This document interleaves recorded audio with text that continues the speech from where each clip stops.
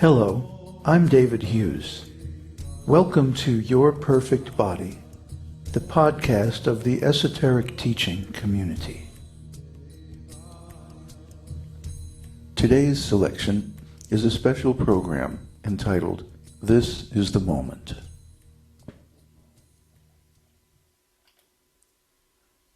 There comes a moment in everyone's life when they have an opportunity to hear transcendental knowledge from a self-realized soul. How you value this moment and what you do with this knowledge is a function of your ontology. Remember, we discussed in previous podcasts how a sufficiently robust ontology allows you to value the spiritual experiences that most people tune out. So here is an opportunity to hear some very special knowledge. I am going to read a few verses from the ancient Vedic scripture Bhagavad Gita and then comment on them according to our understanding so far. And since these comments are extemporaneous, they're only included in the podcast. So if you know anyone who reads the blog, ask them to download the podcast and they'll get the complete material. So these verses are from the second chapter of Bhagavad Gita. The second chapter of Bhagavad Gita kind of summarizes the entire piece, and it also gives a great deal of knowledge about the nature of the soul. And as you recall, in our work so far, we've been discussing the nature of the soul, the nature of consciousness, which is the primary symptom of the soul, and how our consciousness gets mixed up with this material body, which is an incompatible situation because the consciousness and the soul are eternal, whereas the material body is temporary. So any effort that we invest in trying to perfect the material body is basically going to be wasted. And so we need a new perspective, we need a new ontological point of view on our existence and who we are. That will help us find our real perfect body. So the Gita provides this. In the beginning of the Gita, Arjuna is a big general in a huge army about to begin a major battle. And he's having second thoughts. He doesn't want to go through with the battle. So he's talking to his charioteer, who happens to be Krishna, his dear friend. And he says, "Now I am confused about my duty and have lost all composure because of weakness.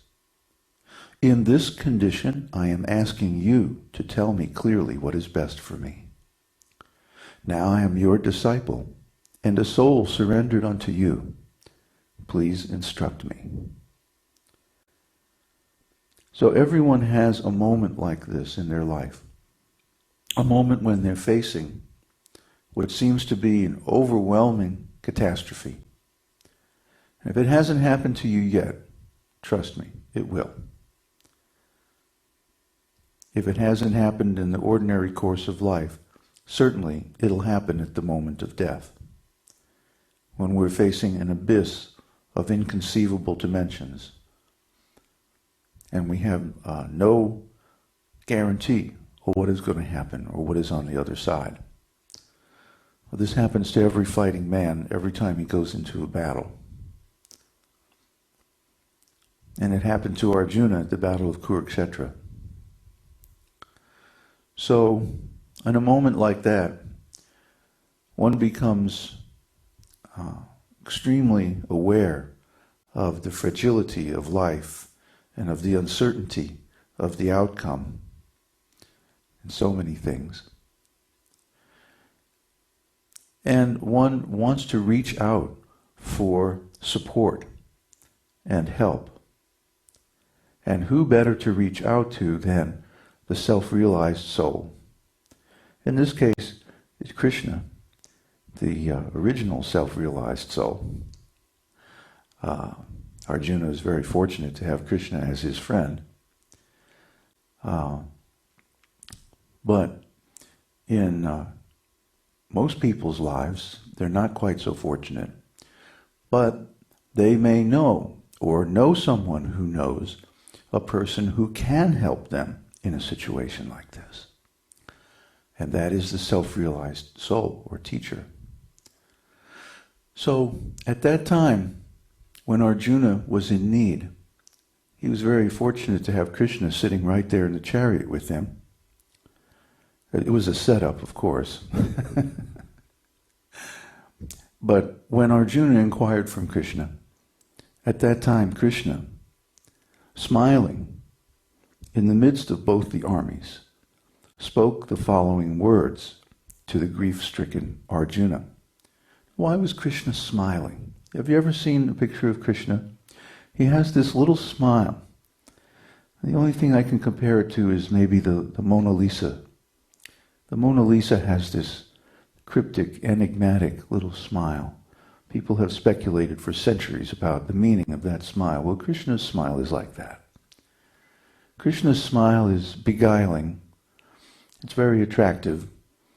It's like that little smile that a very beautiful woman has when she knows that everyone is watching her. And the reason Krishna has this smile is because he's fully self-realized. His position is unassailable. He's the Supreme Personality of Godhead, so he has nothing to worry about.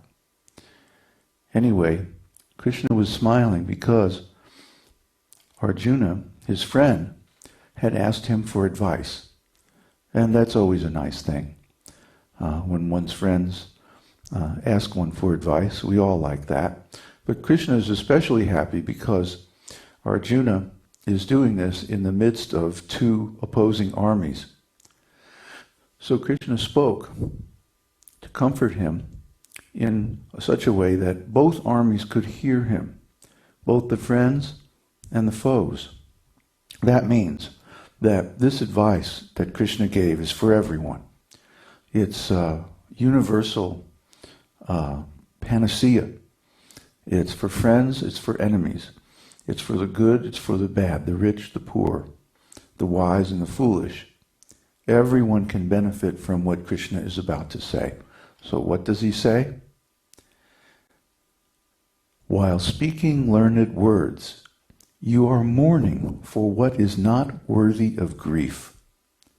Those who are wise lament neither for the living nor for the dead.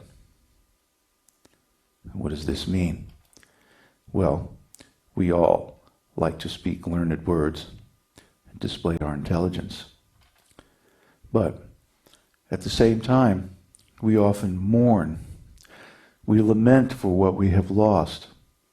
And we pine for what we desire. And both of these are not the kinds of words spoken by the wise.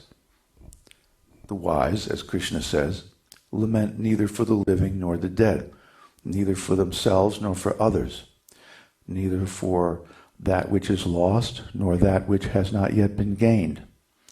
The wise are content. They're full in themselves. And because they know who they really are, and they have realized their perfect body. So having realized that, there's no cause for lamentation, no matter what happens to this material body. We all know this material body is temporary. It's going to be vanquished sooner or later. One day, this body is just going to fall down dead. There's no reason to lament about that because the body is not the self. And Krishna emphasizes that in his next verse where he says, "Never was there a time when I did not exist, nor you, nor all these kings, nor in the future shall any of us cease to be." In other words, I am an individual. You are an individual. All these people here are all individual spirit souls. And there was never a time when these souls were created. These souls don't live in time. They live in eternity. Therefore, creation or dissolution is not something that they will ever experience. Let's try to think about that for a little bit. It's said, everything that has a beginning has an end. But what about something that doesn't have a beginning?